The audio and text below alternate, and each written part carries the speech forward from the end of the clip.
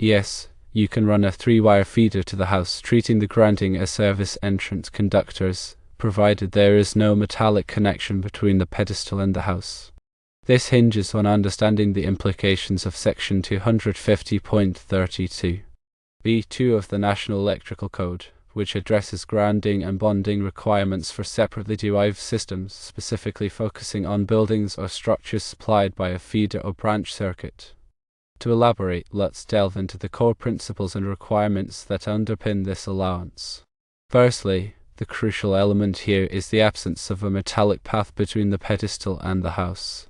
This means that there should be no continuous metallic conduit piping or any other metallic element that electrically connects the two structures.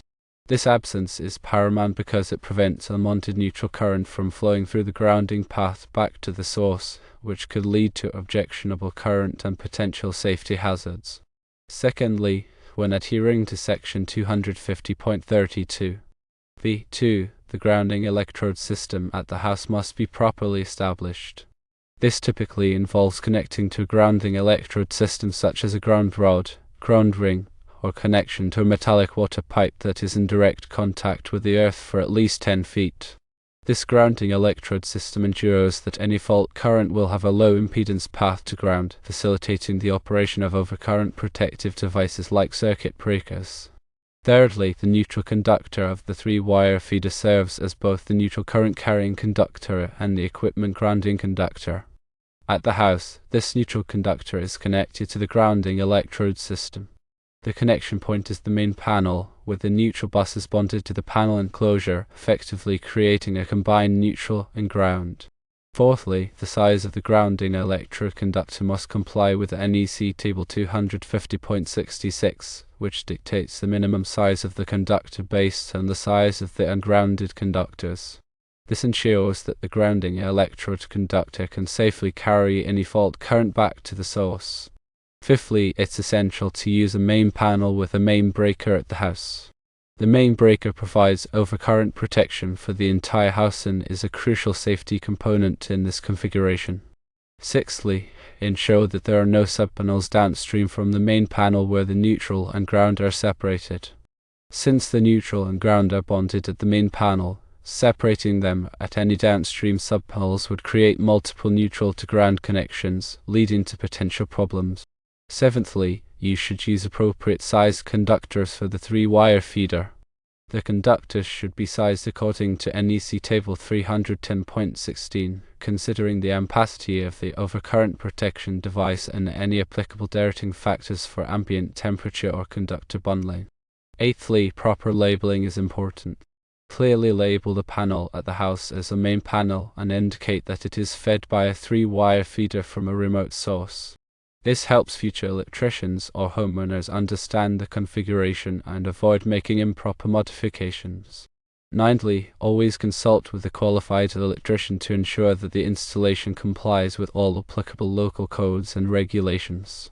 An electrician can assess the specific conditions at your property and provide guidance on the safest and most effective way to implement this wiring method. Tenthly, the equipment grounding conductors for any circuits originating from the main panel at the house should be connected to the grounding bus in that panel. Since the neutral and ground are bonded in the main panel, this effectively grounds all equipment connected to those circuits.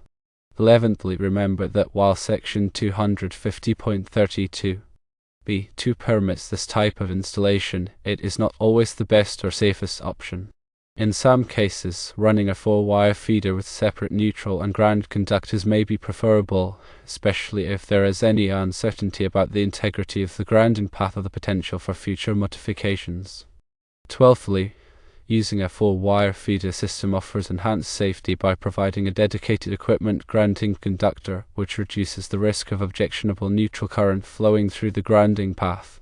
In a 4-wire system, the neutral and ground conductors are kept separate from the source to the house, eliminating the potential for any ground loops or circulating currents. 13thly, make sure all connections are properly torqued.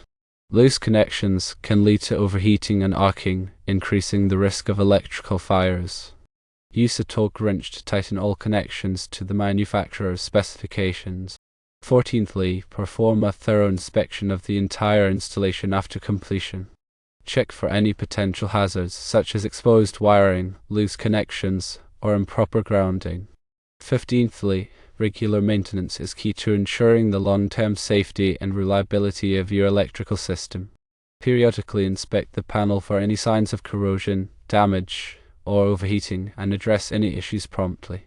16thly, if you plan to install any new circuits or make any modifications to the electrical system in the future, always consult with a qualified electrician to ensure that the work is done safely and in accordance with applicable codes.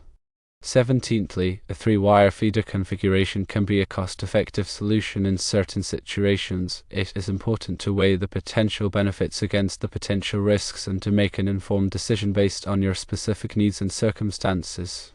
18thly, it is very crucial that the lack of metallic connection between the pedestal and the house is permanent and reliable.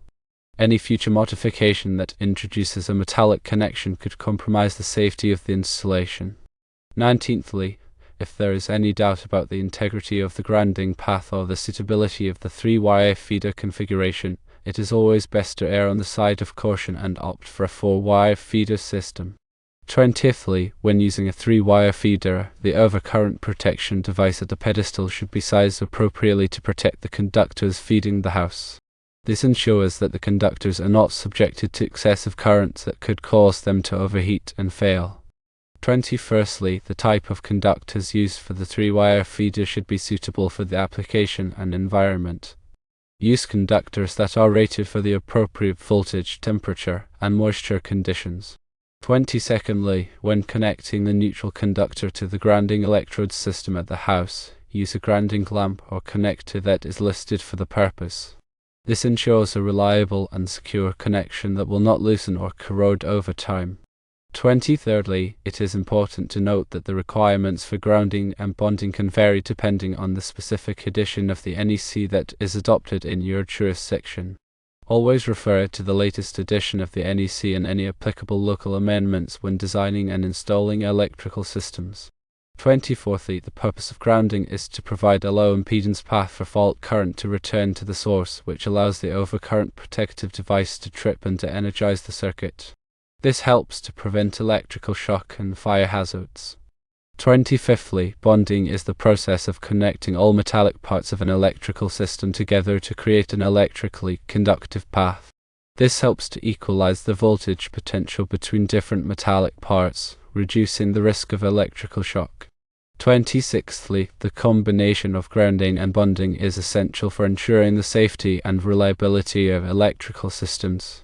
By providing a low impedance path for fault current and equalizing voltage potentials, grounding and bonding help to protect people and property from electrical hazards. 27thly, when installing a 3-wire feeder, it is important to consider the voltage drop that may occur over the length of the feeder. Voltage drop can reduce the performance of electrical equipment and can even damage sensitive electronic devices. 28thly, to minimize voltage drop, use conductors that are sized appropriately for the length of the feeder and the amount of current that it will carry. You can also use voltage drop calculators to estimate the voltage drop and to determine the appropriate conductor size. 29thly, in addition to the NEC, there may be other codes and regulations that apply to electrical installations in your area. Be sure to check with your local building department or electrical inspector to determine the specific requirements that apply to your project. 30thly, electrical work can be dangerous, and it is important to take all necessary precautions to protect yourself from electrical shock. Always to energize circuits before working on them, and use appropriate personal protective equipment, such as insulated gloves and safety glasses. 31stly, if you are not comfortable working with electricity, it is best to hire a qualified electrician to do the work for you. An electrician has the knowledge and experience to perform electrical work safely and in accordance with applicable codes. 32ndly, remember that electrical codes and regulations are constantly evolving, so it is important to stay up to date on the latest requirements. You can attend continuing education courses, read industry publications, and consult with other electrical professionals to stay informed. Thirdly, the neutral conductor carries the unbalanced current in a 3-wire system. The size of the neutral conductor should be sufficient to carry the maximum unbalanced load. 34thly, it is essential to ensure that all electrical connections are tight and secure to prevent overheating and potential fire hazards. Use appropriate connectors and tools to make reliable connections. 35thly, when running conductors, protect them from physical damage by using conduits, cable trays, or other appropriate methods. This will help to prevent shorts and other electrical problems. 36thly, follow all manufacturer's instructions when installing electrical equipment. This will ensure that the equipment is installed correctly and will function properly. 37thly, if you encounter any problems or have any questions during the installation process, consult with a qualified electrician. They can provide guidance and assistance to help you complete the project safely and successfully. 38thly, always keep a copy of the electrical plans and permits on site during the installation process. This will help the electrical inspector verify that the work is being done in accordance with the approved plans. 39thly, after the installation is complete, schedule an inspection with the local building department or electrical inspector. They will inspect the work to ensure that it meets all applicable codes and regulations. 40thly, addressing the service disconnect requirements.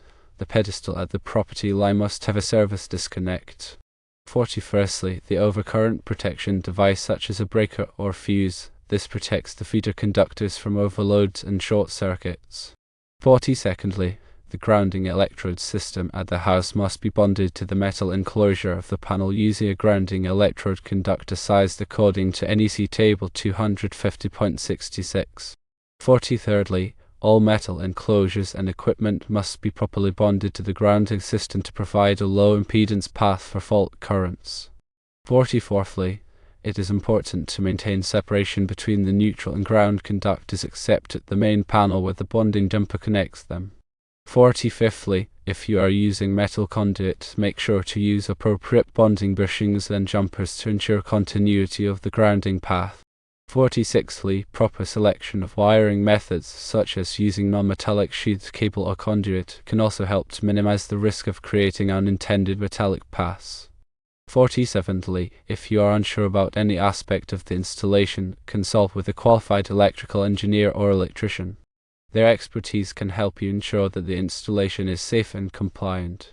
48thly, regular inspections and maintenance of the electrical system can help to identify and correct any potential problems before they become serious hazards. 49thly, keep detailed records of all electrical work, including plans, permits, and inspection reports. This documentation can be helpful for future maintenance, repairs, or modifications. 50thly, consider surge protection devices to protect sensitive electronic equipment from voltage spikes. These devices can be installed at the main panel or at individual outlets.